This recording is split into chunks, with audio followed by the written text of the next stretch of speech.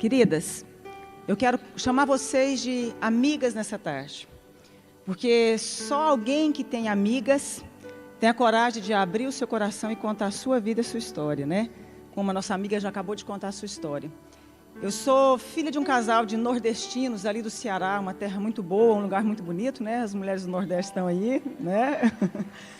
E os meus pais vieram de uma família muito pobre, com muita dificuldade, vieram para Goiás, para o interior de Goiás, e começou a trabalhar ali.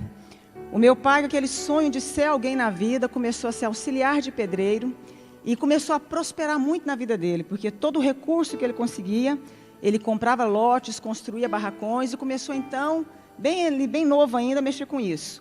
Passado mais ou menos 5 anos, o meu pai se tornou um grande empresário naquela cidade, porque ele virou construtor de casas, passava a vender casas, depois montou um depósito de material de construção.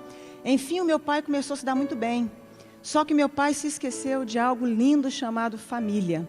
Meu pai começou a atrair a minha mãe com qualquer tipo de mulher que aparecesse. Então era muito comum para a gente, que era muito nova, ver a minha mãe trancada num quarto, escondida atrás da casa, com muita depressão, chorando bastante. E ela começou a ensinar para nós, desde muito pequenas, que para a tristeza, para a solidão, para a angústia, nós deveríamos nos trancar, nos fechar e chorar e se entregar a uma amiguinha chamada depressão.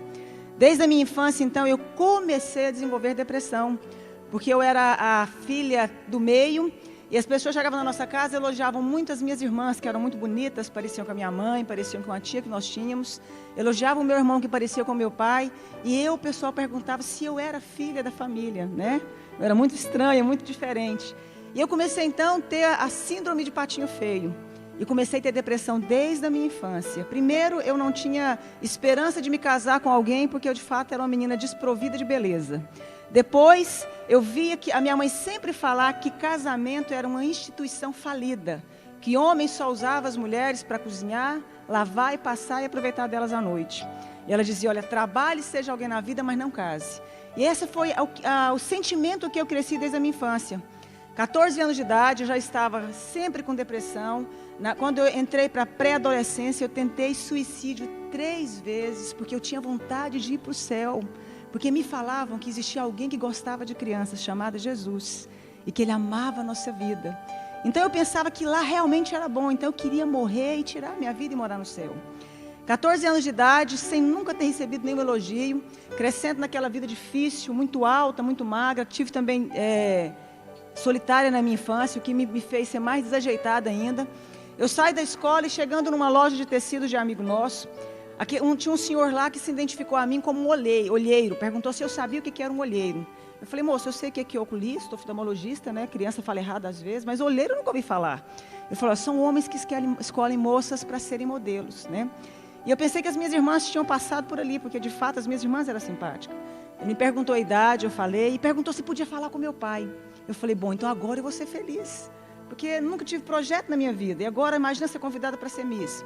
Levei aquele homem no meu pai, aquele homem falou com meu pai, conversou, eu lembro que meu pai ainda olhou para ele e falou assim, olha, ela não ganha mesmo, ela anda com o bracinho torto, né? É meio desengonçada, né? Explicou aquele jeito. As minhas irmãs entraram e falaram assim, e a gente, né? A gente pode participar? O moço olhou e falou, elas não têm altura, não tem jeito, só pode essa moça aí, mas a gente treina ela. O certo é que meu pai, com muita insistência, meu pai deixou, e eles começaram a me treinar para me ser modelo. Eu lembro que eles quebraram um pedaço de uma vassoura e mandavam eu andar com a vassoura nas costas. Eu andava toda ereta, né? Mandava eu andar batendo um joelho no outro, e assim eu fazia para andar toda exibida. E eu aprendi, eu descobri que se eu ganhasse para Miss, eu deveria ser feliz. Talvez acabasse a depressão da minha vida. E eu me lembro que teve o primeiro concurso, depois de 3 meses de preparo. Eu fui para aquele concurso e eu tinha uma biblinha bem pequenininha que davam na escola para mim, para as crianças, né? Levei aquela biblinha, ajoelhei no banheiro e falei, Jesus, aquele lá do madeiro, deixa eu ganhar esse desfile hoje, que eu prometo para o Senhor que eu leio o livro de Provérbios na Bíblia. E eu ganhei o desfile, corri para casa e fui pagar o meu voto.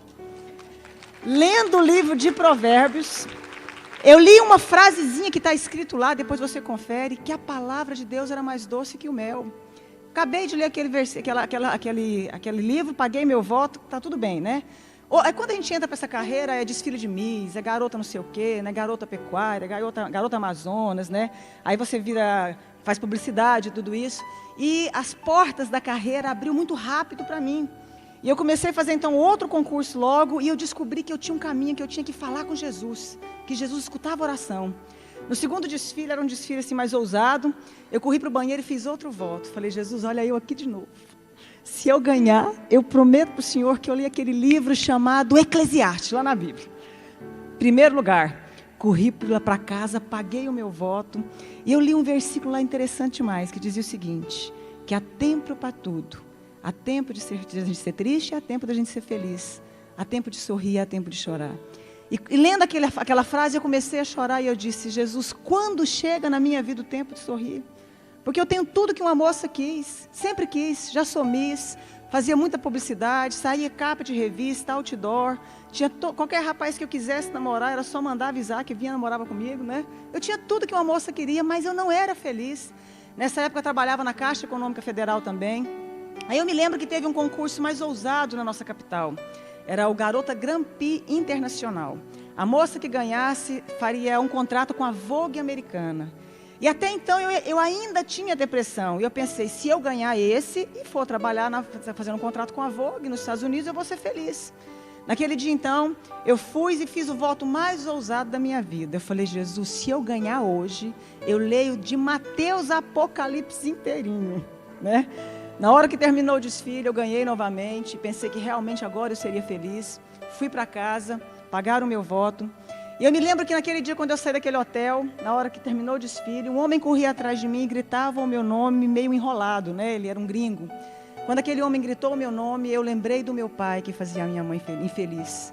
E eu comecei a perceber que para crescer nessa carreira, eu teria que vender o meu corpo.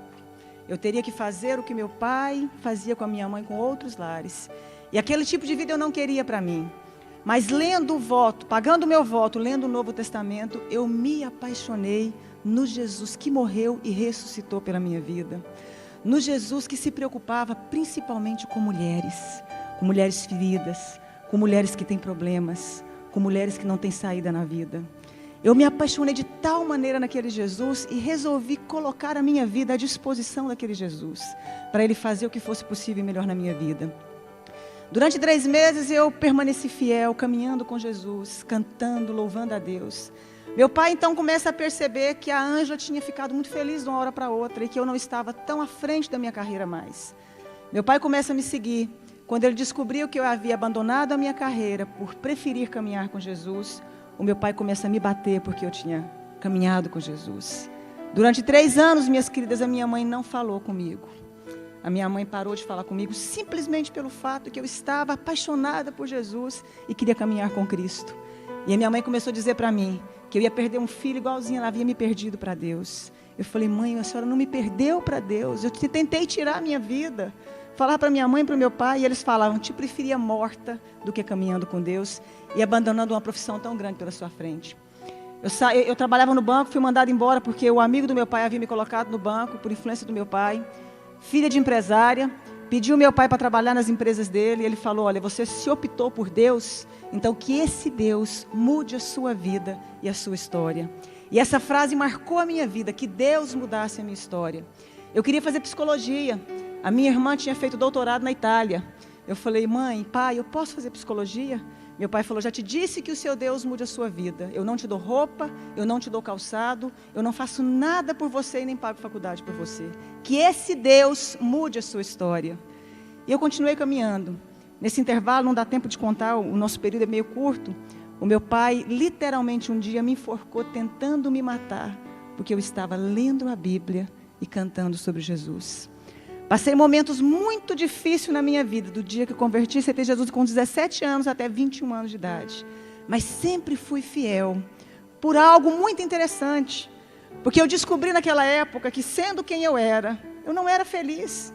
Me tiraram o emprego bom que eu tinha, os carros do meu pai eu não podia dirigir mais. O amor da minha família me foi renegado pelo fato de apaixonar em Jesus. Eu não tinha mais o cartão de crédito, que eu podia comprar várias coisas. Mas eu descobri que felicidade não se compra com cartão de crédito. Não se compra morando em mansão. Não se compra andando com o carro do ano.